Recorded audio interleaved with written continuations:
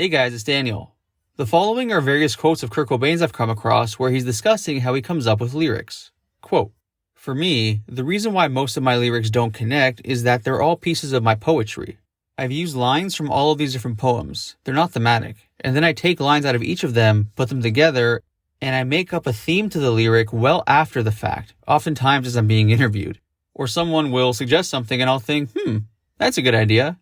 That's the way people should interpret most of our music. Which is why In Utero is a bit different, because there are a few obvious subjects in the songs on this album, a few themes. It's the first one I've ever written where there are lyrics based on a book or a story.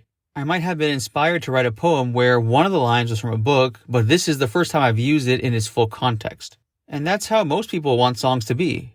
They need it. That's pretty much my reasoning for writing more that way, because people need things thrown right in their face. I didn't have the audience reaction in my mind at all when I was writing these songs though. I've thought about it since.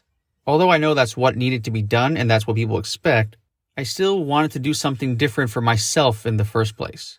I don't know, it's really hard to explain. I don't consider lyrics a big deal at all. A good melody line, a hook, and live energy is far more important.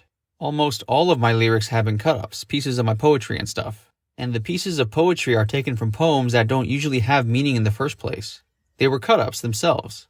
And often, I'll have to obscure the pieces I take to make them fit into the song, so they're not even true pieces of poem.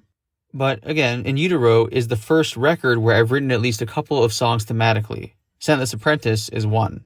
I've always created abstracts. I love dreams that don't make sense. I'd rather watch a film that doesn't have a plot. Most of my lyrics don't connect because, again, I've taken lines from a lot of different poems of mine and put them together.